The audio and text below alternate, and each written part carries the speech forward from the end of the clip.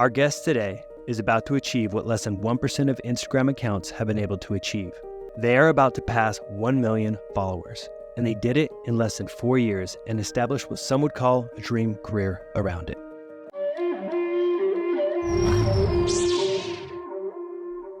Lucky for us, we have Steven joining us today, and he's about to share how you can grow your Instagram account quickly and turn it into a business.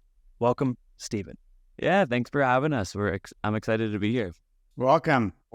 Looking forward to hearing your story. It sounds fascinating. Yeah, it's been quite the journey. And well, we should say, because people, maybe they won't recognize you without the dynamic duo that you are, but Steven and Giselle ultimately are the founders behind a few very popular Instagram, and I shouldn't just limit to Instagram because you guys are all over social media in general, but Lover's Passport and Creator's Passport. And super impressive what you guys are doing over there. Also impressive your backstory and how you all met in college and ultimately ended up building this business together. And I'd love to hear a little bit more about the background of how that came to be.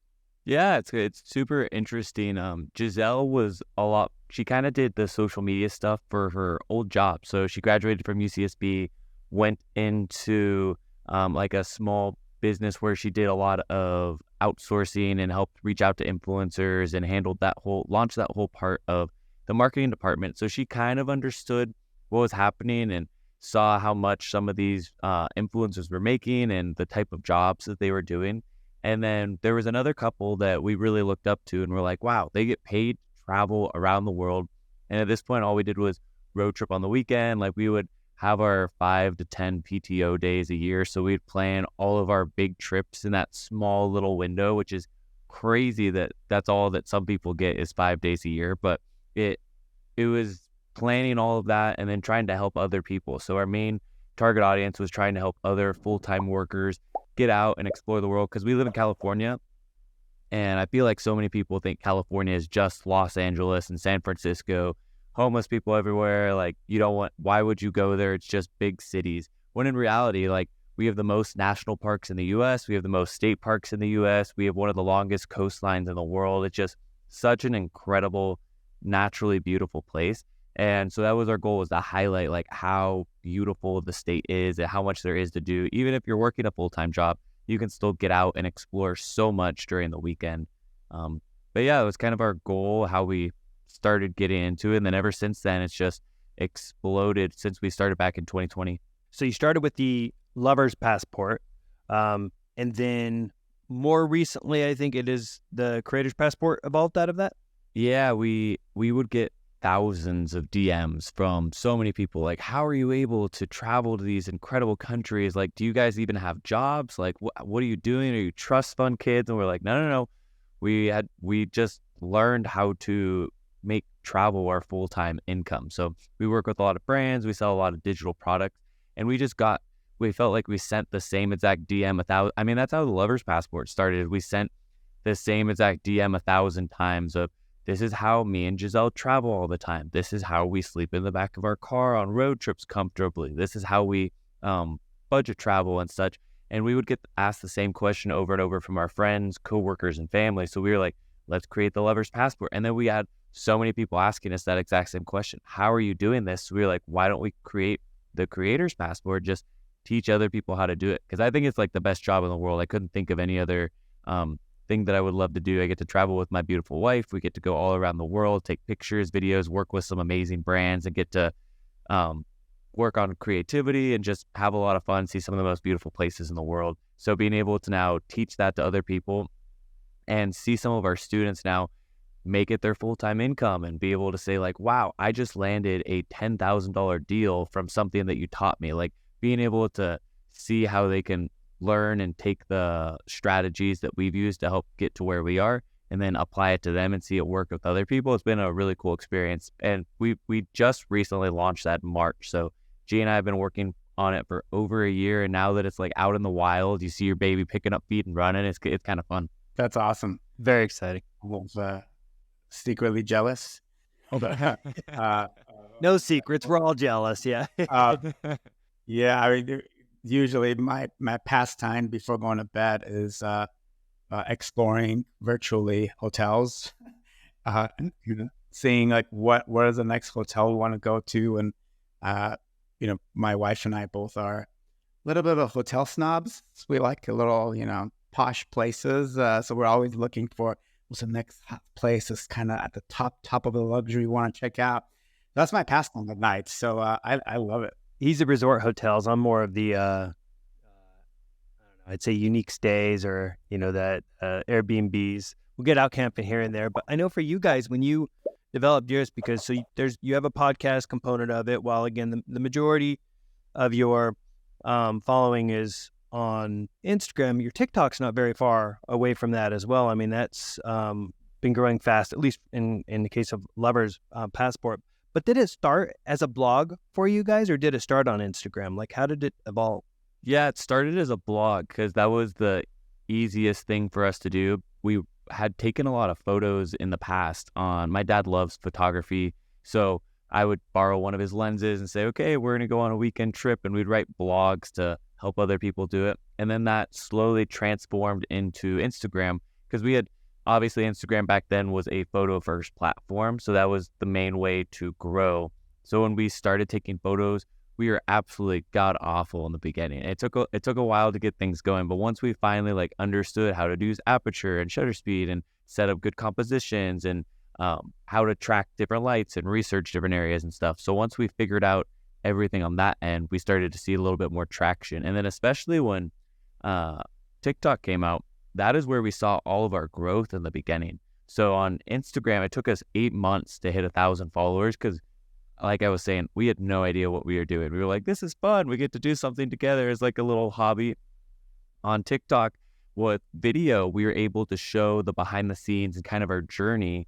And that's what exploded us. So on TikTok, within the first 2 months, we hit 100,000 followers. Wow. Extremely quick because we said one of our biggest things was these are the pictures that we took before we started knowing what we were doing. First, these are the pictures we were taking now. And we went from taking selfies that were really relatable to a lot of people to now taking these beautiful epic landscapes with small people, big landscapes, and the drastic comparison between them. We had a few videos hit a couple million views extremely fast. And then when Instagram saw that TikTok was booming, they were like, okay, we got to adapt and start adding reels.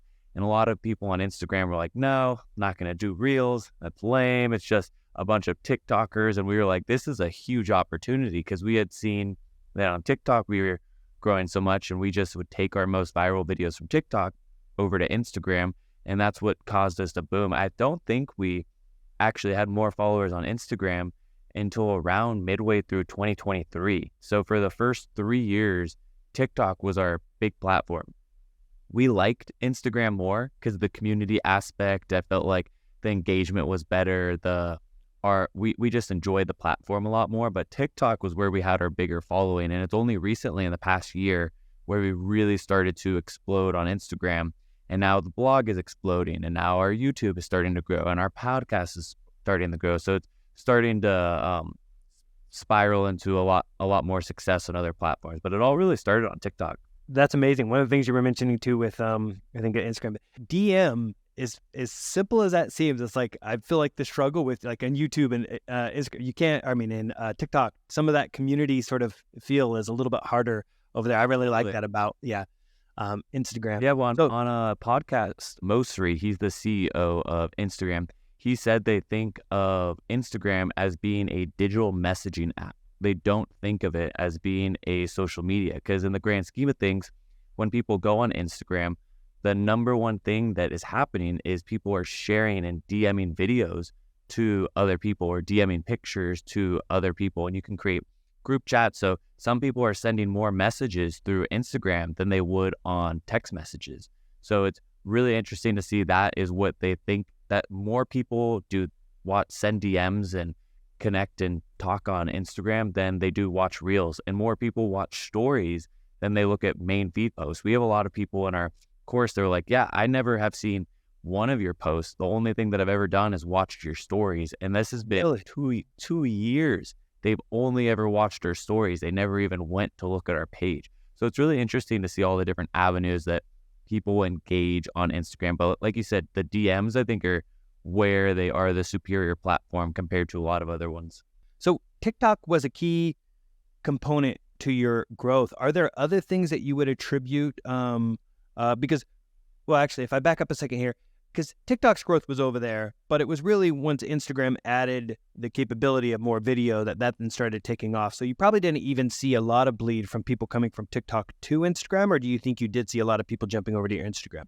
We saw a decent amount of people move from our Instagram over to our TikTok, but they're very different audiences. TikTok is terrible for creators in the long term. Like no one unless you are a Charlie D'Amelio or like an Alex Earl, like the top 0.1%, where they have a cult following, almost to the point of like, when you think of Taylor Swift, her music is good. It's just as good as anyone else's, but it's really her audience that are just psychotic. And that's the reason she's so successful. If you think about TikTokers, unless you have that psychotic following, the algorithm does not prioritize creators. They're not showing your content to other people. So on TikTok, we post 90 videos a month on TikTok, and in reality, maybe 6 out of those 90 will actually be shown to 100,000 people. And our audience size on there is almost 400,000. So if you think of that, that is terrible for the amount of, if you look at like open rates on an email, you want a certain amount of people to open up your email, right? To call it like a successful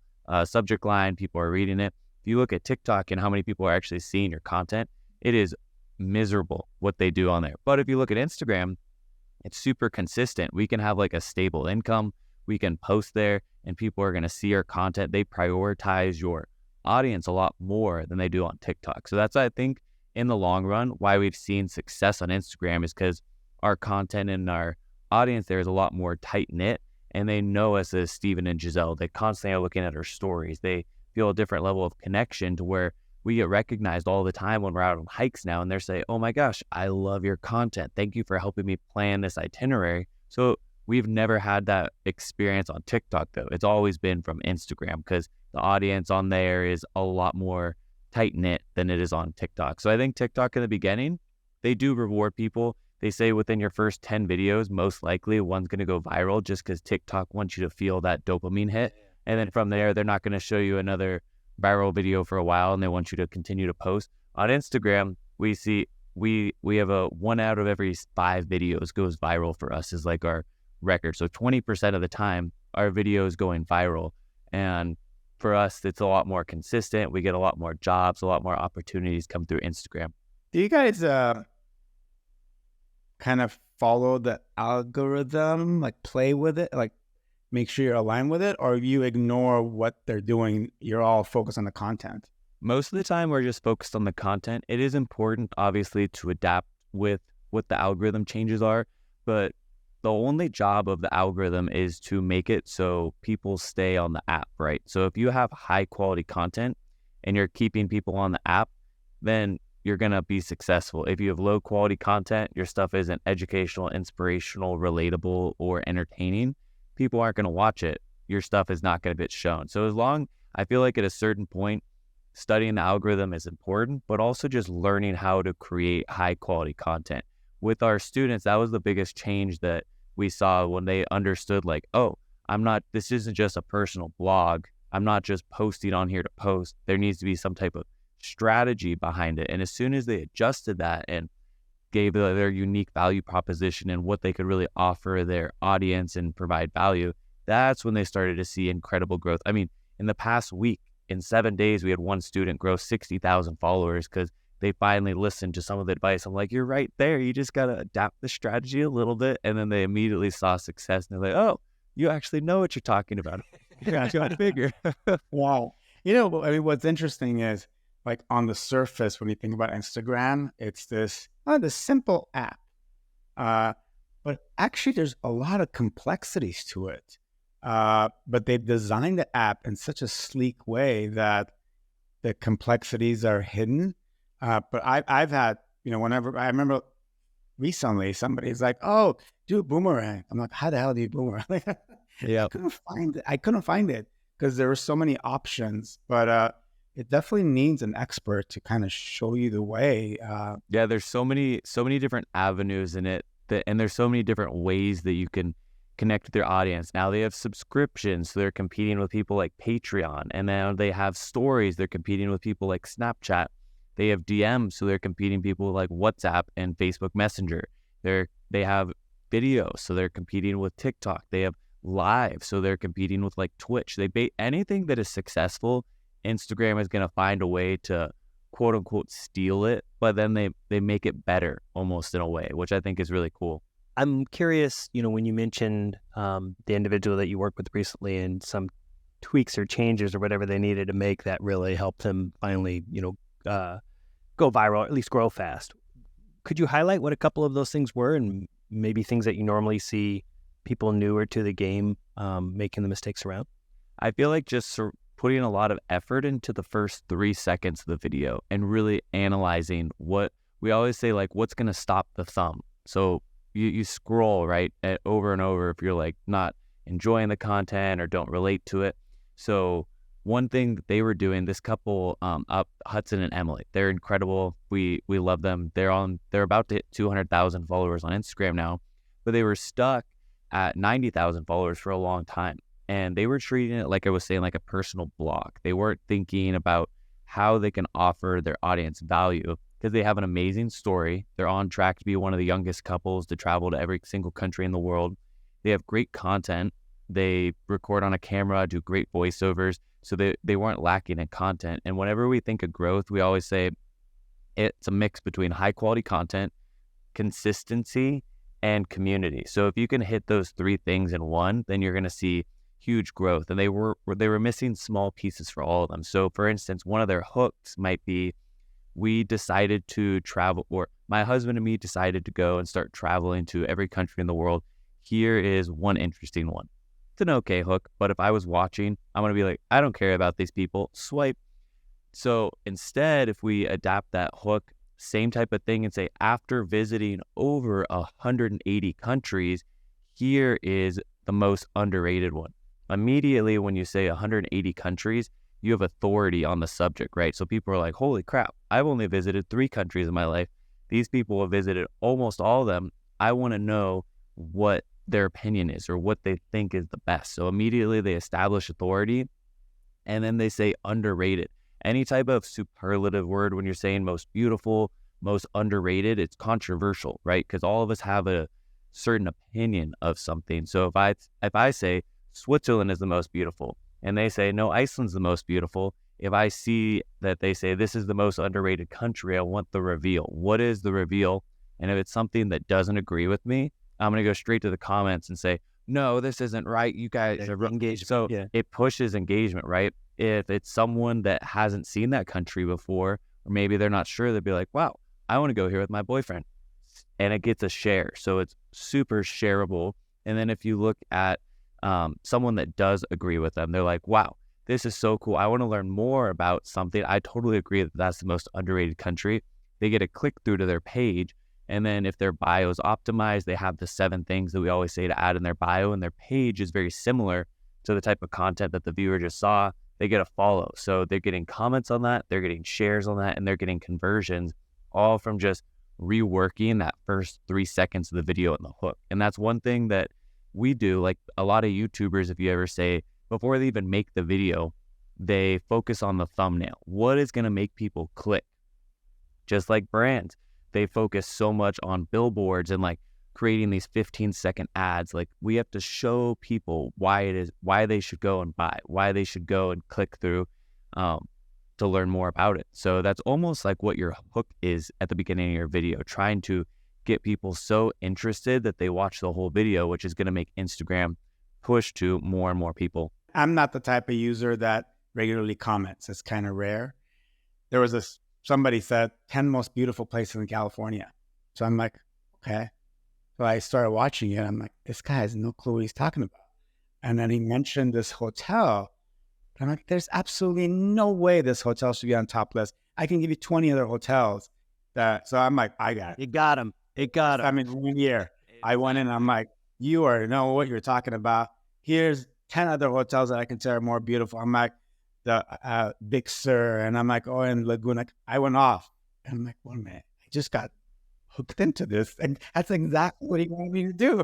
Yep, that's the exact strategy, especially with those type of like listicles or ranking systems. That's one thing that we try and do once every week, because we always say there's reels or videos that we will put out in order to reach new clients or new leads, and then we have reels that are for converting people, so trying to show a testimonial, like evoke some type of emotion, and then we have reels that are just for engagement, and that is mainly just for our audience. We don't care if they get pushed a ton. So it's one of our videos are always going to fall into one of those three buckets. And if you're just posting a post, there's no strategy behind it. Instagram is a tool. Like if you're just trying to, we always say, if you're trying to grow on Instagram just for the fame or the number, like you're never going to make it. You got to try and grow on Instagram with the goal of selling a product or getting them into a community or doing some planning group trips. Like there always has to be a why, or else people are never going to have something to latch on to. I think that's a great point, and something that we were playing, I guess you say, because we haven't gone full speed ahead on LinkedIn, and there was a very similar thing there. If you don't know that sort of why, it just, you don't have a strong strategy you could build behind it. It makes it difficult. With that, I'm actually curious though, because you mentioned 90 pieces of content for TikTok. Well, and then how many are you producing for Instagram for? We do about 52 videos every week. Wow. Okay. That's crazy. Okay. So what's your approach to planning those 52 videos? And then how do you actually handle post, if you will, on it, or the editing side of it? We have a whole system and strategy behind like what videos we repurpose, what new types of videos there are. And it comes down to like, I feel like 4 steps. The first step is like research. So I used to do all the research, but now we have a person on our team that does like the trend research. So for instance, it's summer right now, so they're researching 2 months ahead of what the next event is. And so we're posting Euro summer content. We're posting best road trips in the USA.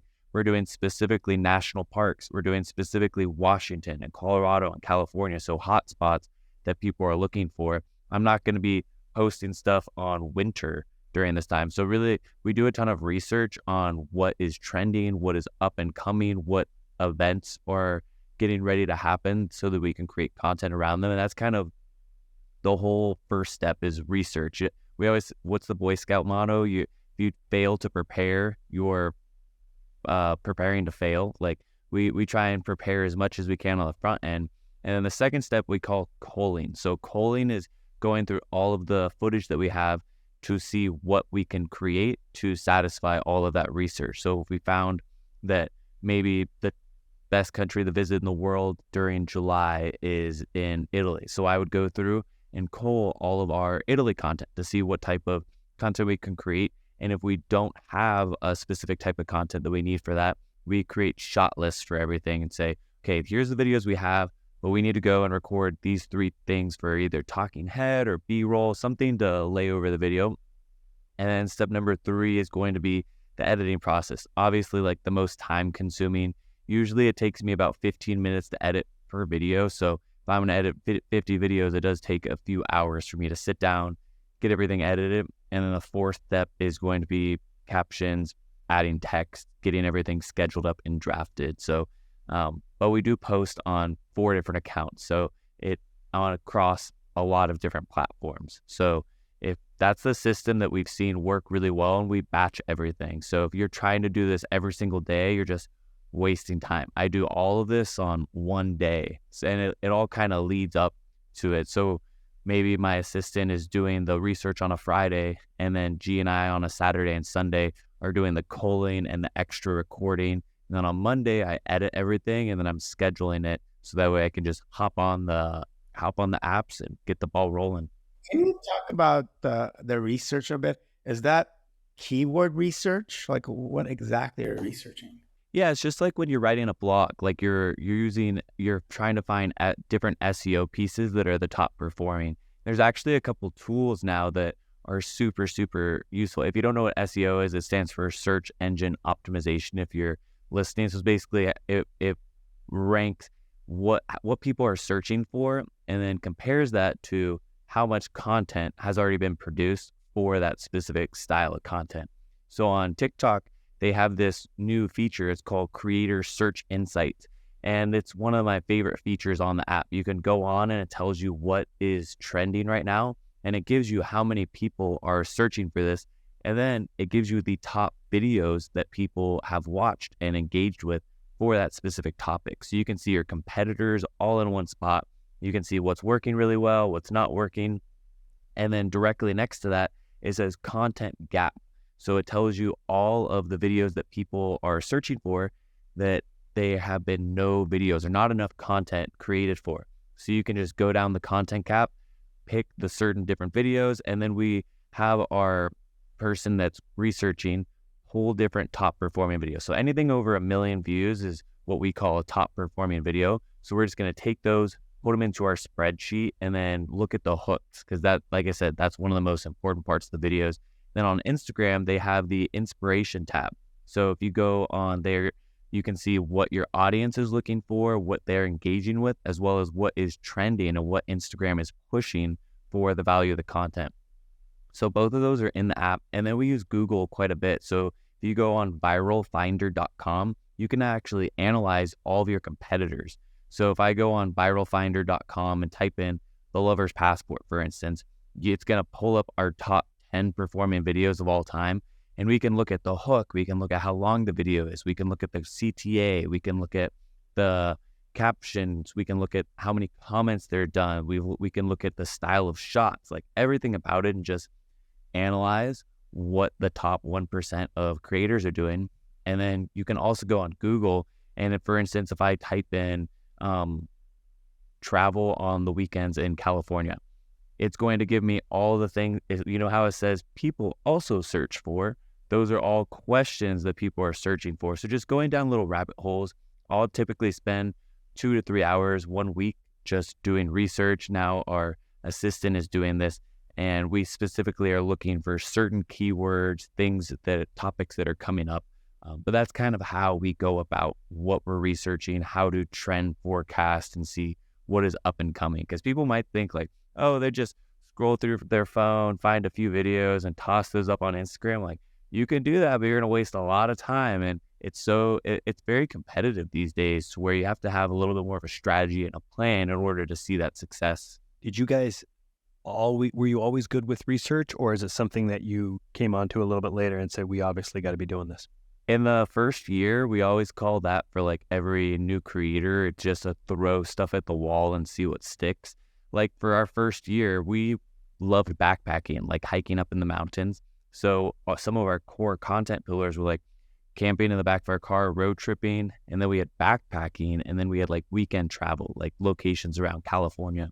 And if you look at our content that we've done now, you can obviously see there is no backpacking, because for us, that stuff performed awful. So I was like, okay, we're trying to throw this at the wall. We're trying to get this to stick with our audience, but people just don't care. There wasn't enough people that wanted that style of content for us.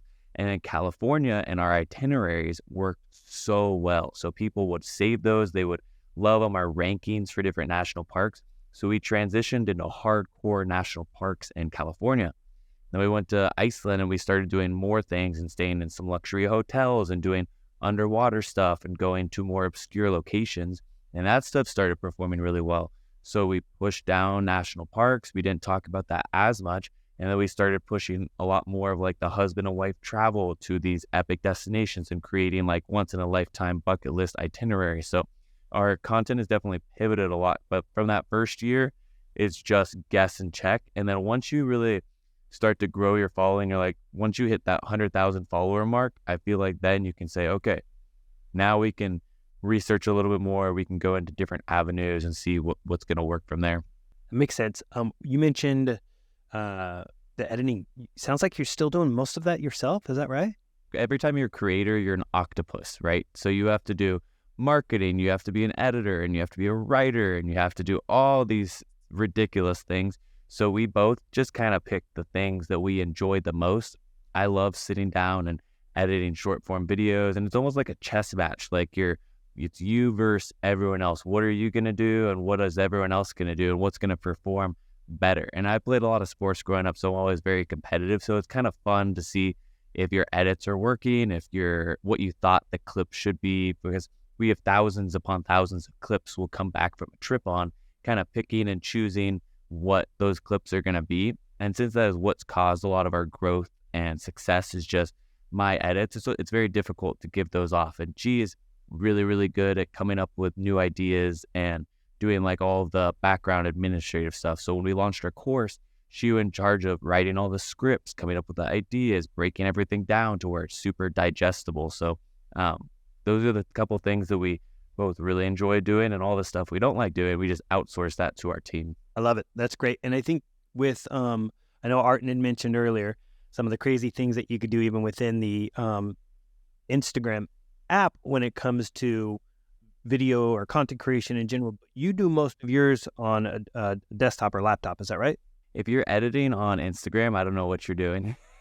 That's fair. Yeah. It's funny though, because there's so many people out there who it's like, they'll go through. I admit I get stuck in them sometimes. I'm like, well, I didn't know you could do all of that in there, but I can't. Like, I have it. My wife is able to. She does do some videos in there, but for me, it's like learned on laptop. So what software do you use? We use Final Cut Pro because I think that it's the easiest learning curve that has the most capabilities.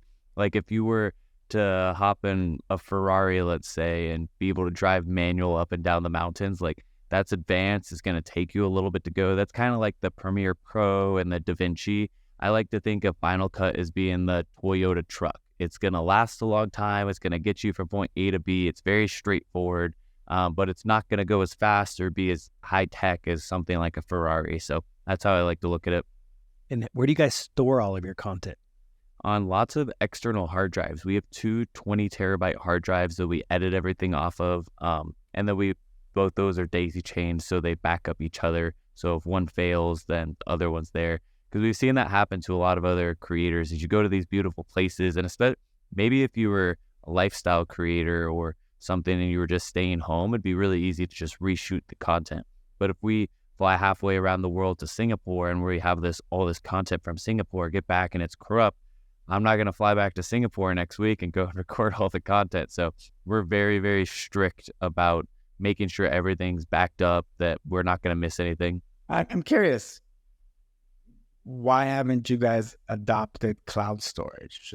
Mainly, we're outside of places with high-speed internet. Like when we're home, we have fiber internet. So I have 1,000 gigabytes download, upload extremely quick, and it's great.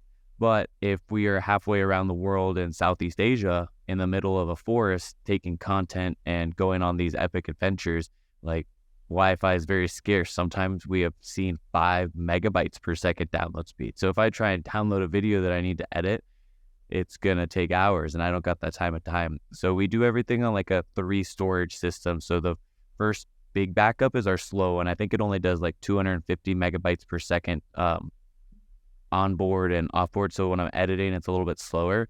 And then we use a super fast Extreme Pro SSD, and that does 2,500 megabytes download or import export. So it's really fast for me to edit off of. So I'll keep all of my current projects that we're editing directly on there. And that's kind of our workhorse. So I only am going to keep things that I'm working on right now. Like right now, we're in the middle of editing 18 different videos. And that's what I love about desktop. If you're editing on your phone, if you've ever used CapCut or InShot or even Instagram Reels, you only get to edit one of those at a time. It's so easy for me to jump from this project to a different project and pull this stuff to a different one. And especially because we work with so many brands, we have to keep all of those projects on our laptop until it is posted and that job is done. So if I'm editing 13 different brand projects on top of posting on 4 different accounts daily, there's a lot of projects and being used. And it's really easy for me to drag and drop from one project to another on a desktop compared to if I was editing on something like a phone. If you were trying to edit the kind of volume that we do every day, like the 52 videos per week, the hours you would spend on your iPad or your phone or Instagram compared to what I can do on my desktop is just crazy.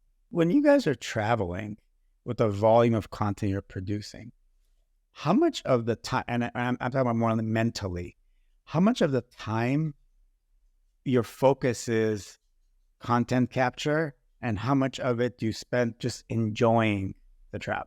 Good question. So we become very strict with this to where sunrise and sunset are our shoot times. So If it's a sunrise, we know that we're going to spend an hour shooting content.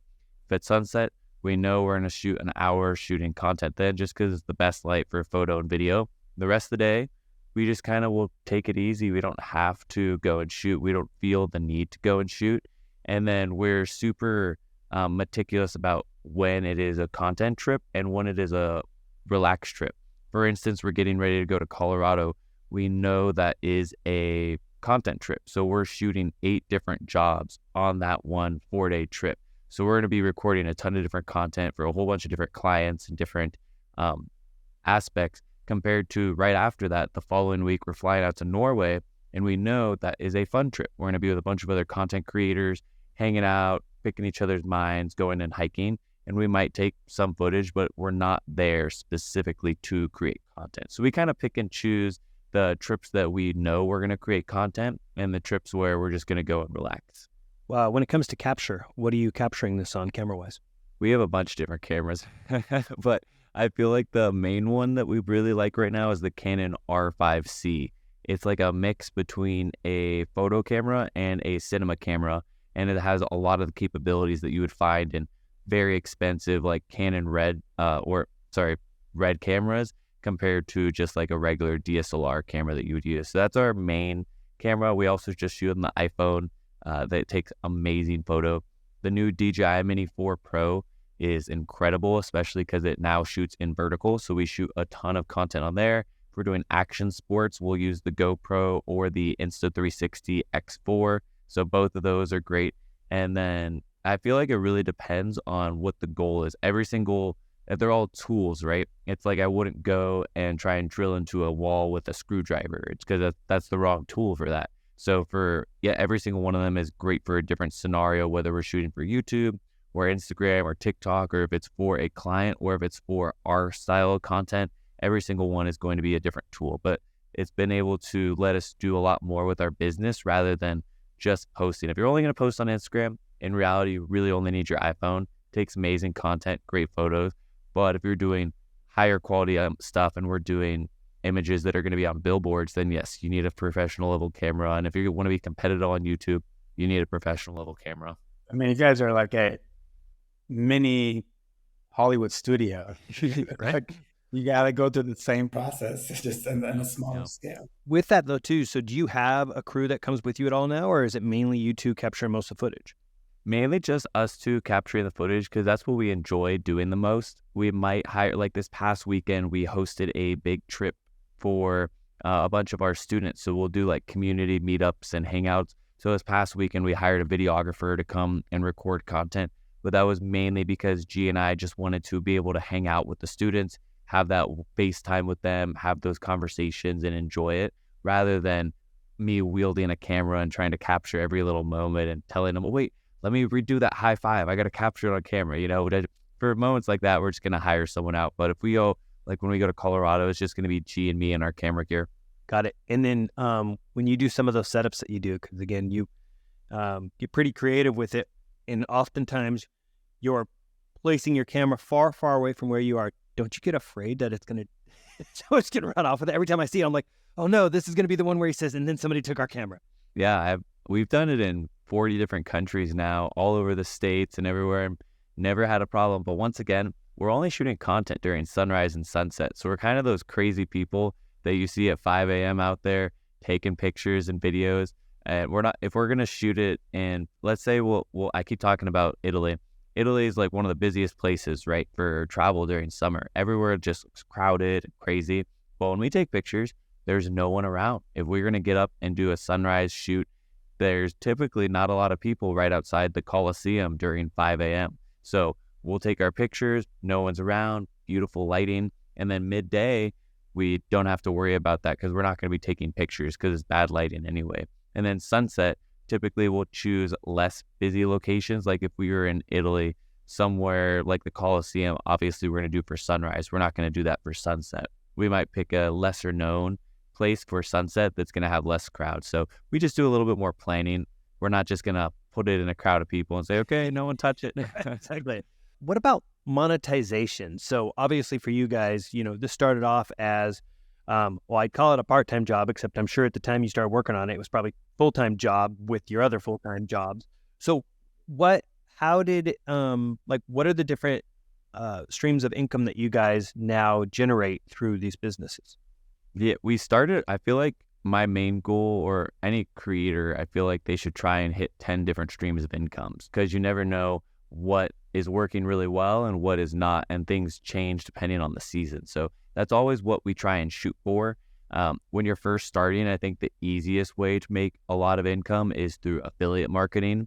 So if you are, back then we were backpackers, so we would link to our favorite hiking shoes and our favorite backpack and our favorite food that we would eat out there. And instantly you're going to get commission off that. You don't need a big following. You don't need anything. You just need clicks. So providing almost like a review, like on YouTube, if you've ever heard of MKBHD, he's one of the biggest tech reviewers in the world now.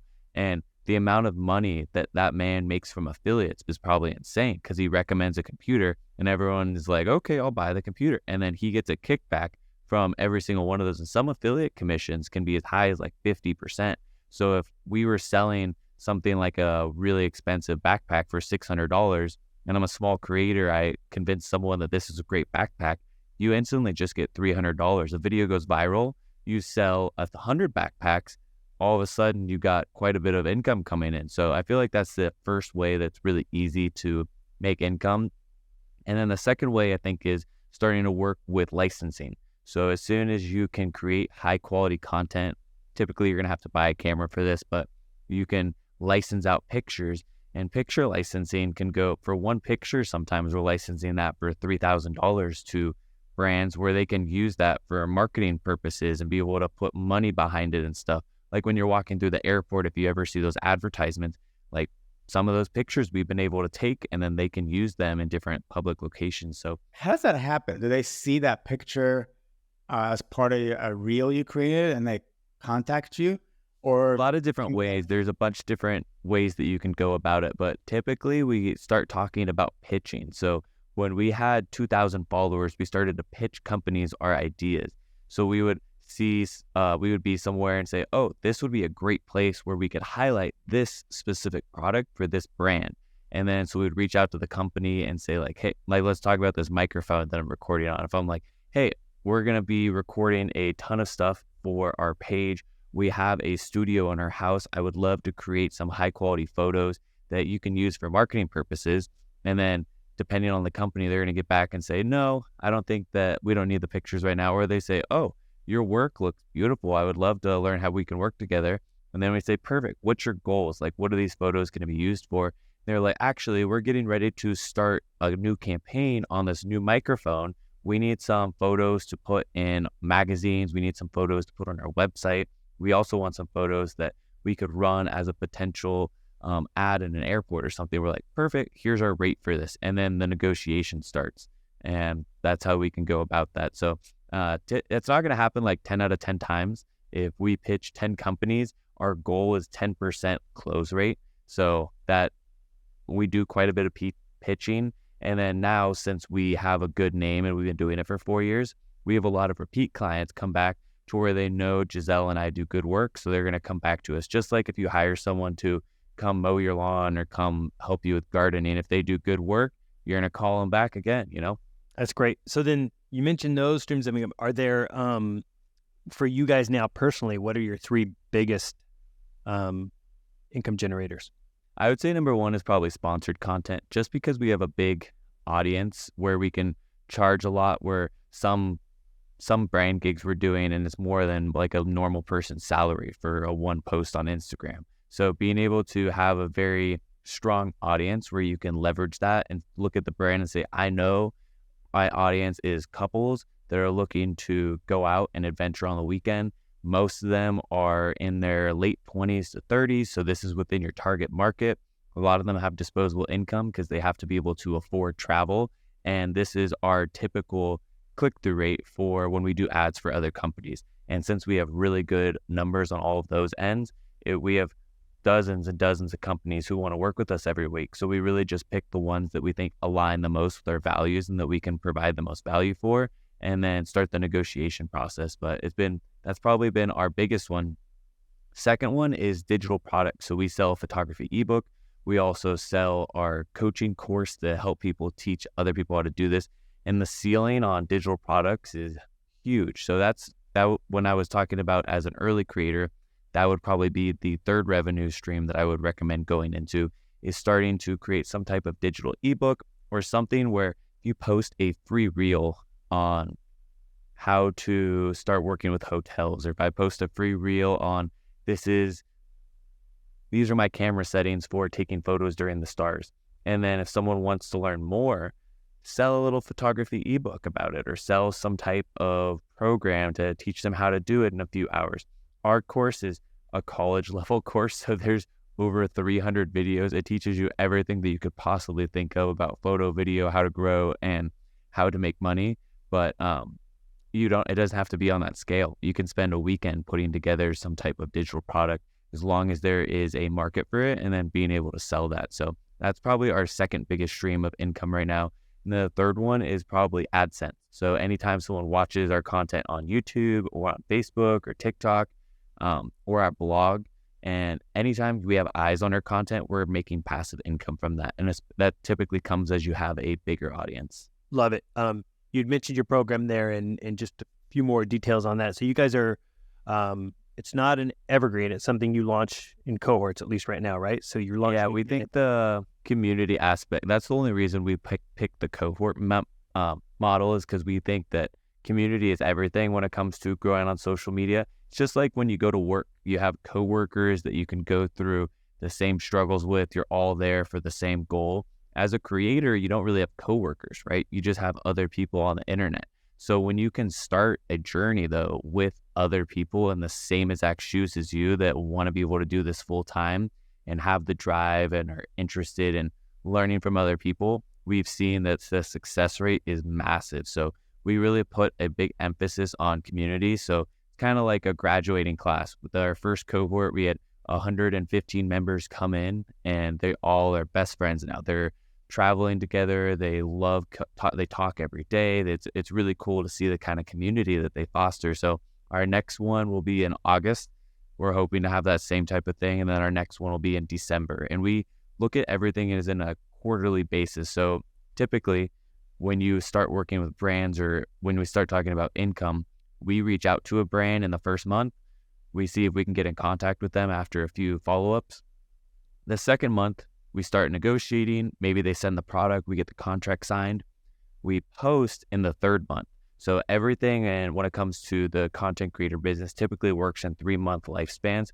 Same thing if you're going to launch a digital product. The first month, you spend creating the product. Second month, you spend marketing it and hyping it up. And the third month, you launch it and you start selling. So we break it up into a 4-month cycle, where the first month, they learn as much as they can. Second month, we coach them. We try and start helping them pitch. And the third month, hopefully they start to see immediate income. And then the fourth month, we take a little break, prep, and then get ready for the next cohort. I love it. It's great. So how can people get in contact with you or find out more information on your program? I think that I can actually give you guys, we have a little quiz. So our quiz is the easiest way for people to diagnose what their problems are. So if, let's say, they are brand new, they have no idea where to start, perfect. After the quiz, they'll get, we name them all. There's 4 stages to becoming a creator, we say. And we have a bunch of free resources that they can get direct access to. Podcast episodes where we've given a bunch of tips, PDF downloads where it's got a step-by-step plan. So, and then that goes all the way up to our last one is called the profit plateau. Maybe you've grown a ton. Maybe you feel like you're posting every day. You're almost there. Maybe you're making $10,000 a month, but you want to find a way to get it up to like $50,000 a month. We have different things that we would recommend for you in the podcast, different things that we would recommend, step-by-step processes in the PDF. So that quiz, I think, will help them identify everything and just get them into our ecosystem so they can listen to all of our free resources. We always say, like, give as much free information as we can, because if people can't afford it, as long as they work, like, our course is designed to where we've said most of the things for free, but it's been over the past 5 years. So if you want to spend the 100 hours going and finding free resources, like, by all means, go do the work. But if you want us to hold your hand and coach you and be your best friend in order to help you get to that process, then that's what our coaching program's for. That's awesome. And I think usually we all get in our own way anyway, which is, the piece that you're being in the cohort can help a lot of people with. So no, I love it. And again, the detail of everything, that having seen what you guys will have in the 2.0 version is just incredible. We went to film school, and just seeing everything you have around content side of it, it's like, dang, that's awesome. And it's really those core things and elements that you need, let alone everything else you have around the growth and the business. We tried to see what like the biggest 3 problems were with everyone, because we have friends that are making 1.4 million a year off content creation, and we have other friends who have 1 million followers and are making less than $1,000 a year. Like, how is that possible? How do you have both ends of the spectrum? So we narrowed it down to your content sucks. So that's why we have track 1. They got to learn how to make better content, or maybe they have great content and their growth strategy sucks. So we teach them how to grow, how to market themselves. It's like going through marketing school. And then maybe the third thing is they know how to grow. Their content is great, but they have no idea how to run a business, and their business skills suck. So that's when we put them through our business school, which is basically track 3. So it's like photo school, marketing school, and business school all in one. It's a lot of work. Like I said, it's like 300 lessons, but we've had students in 3 months, they make it through all the material and they're killing it now. That's awesome. And again, it affords an incredible lifestyle too when you look at it. And for you guys too, I know I mentioned before how long you've been at it when it comes to the actual growth and what you've built out. But from the time that you guys really got started to the time that you actually decided to leave your jobs, how long was that? It took us 12 months, but that we could have done it way sooner. In our first year in business, we made $250K just from knowing absolutely nothing to at least 1 year in business. So it can happen very, very quickly. And that was with us learning by ourselves. We had no one helping us. We just were kind of trial and error. Shout out to YouTube universities. And then ever since then, that's why we created this, because we were like, we took a year. Someone could do this in 3 months much, much faster than us, as long as they had the right resources and knew what they were doing a little bit more. Makes sense. All right. 3 things we have to have answered from you just because of all the traveling that you guys do. What are your 2 favorite places you've been to? Norway, hands down, in the Lofoten Islands, one of the most incredible places we've ever been. And then Switzerland. We love the Switzerland mountains, being able to hike in the Swiss Alps. If I had like a close third place, it'd be between Iceland, because there are volcanoes, diversity. The country's just absolutely epic, something out of Game of Thrones. And then the last one would be New Zealand, being able to road trip around the South Island and see Milford Sound and experience everything that country has to offer. But we love nature. We love the stunning, massive mountains, glacier lakes. That's like our favorite type of place. So that's why those are our favorite 4. Well, then with that, what's your 2 favorite national parks? I would say Yosemite right now is number 1, hands down. Number 2 is hard. I would say I'd probably go with Zion National Park. It's just a good old classic. Yep. We haven't been to Glacier, though. Every time we say that, people roast us because we haven't been to Glacier National Park yet. So it's on the list. We will get there.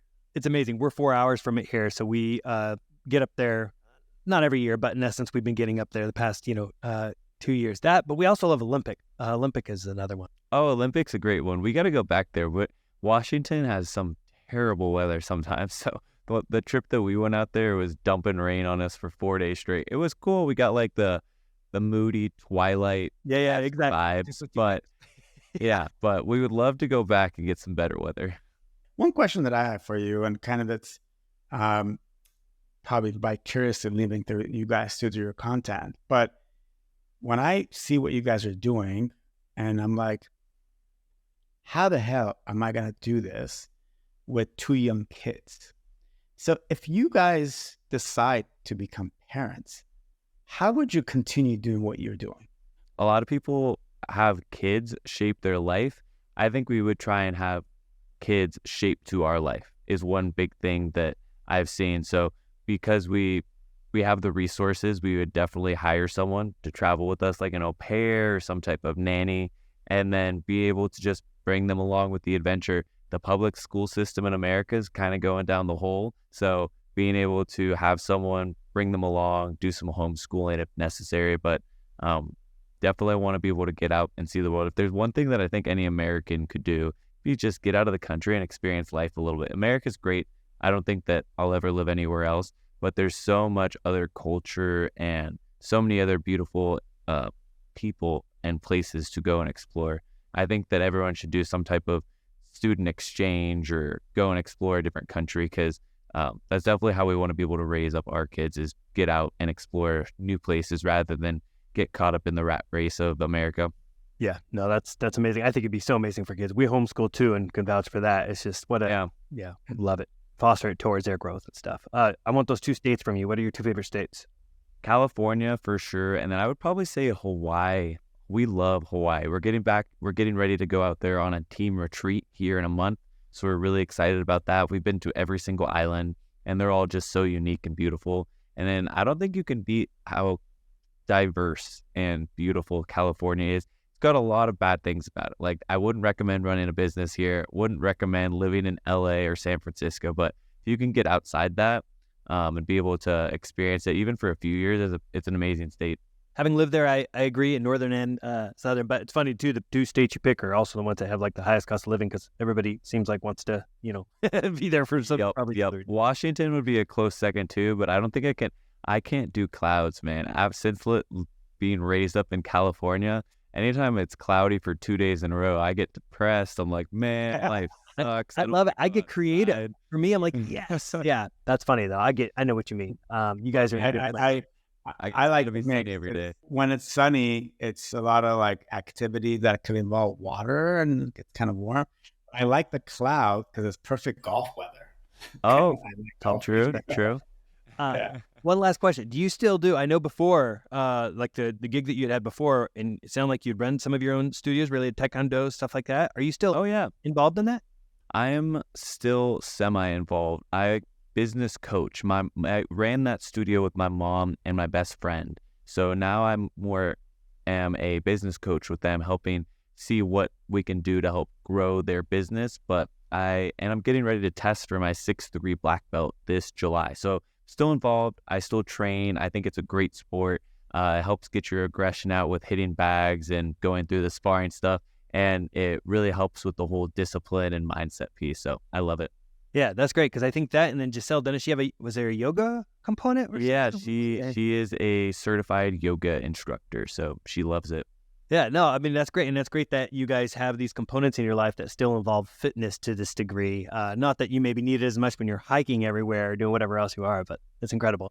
Well, it was awesome having you on. We will link to the resource you mentioned below and other ways that people can reach out to you. And for anybody, again, who not discovered their content yet, just in general around the travel side of it. I mean, it's incredible. It's a resource I turn to and I look at when I'm thinking about going to a different place, because I'm like, why not? They've already probably put together a really great itinerary and things to do. So that component alone, let alone the one we spend a lot of time talking about when it comes to, trying to help others who want to lean into living a life more on their terms, if you will, than, a 9-to-5 that might not fit their own lifestyle aspirations. So love it. Great having you on. Tell Giselle we say hello. Yes, will do. Time to get back to work. We got to prep for Colorado. There, have a great trip. It was a pleasure. Thank you. Thank you.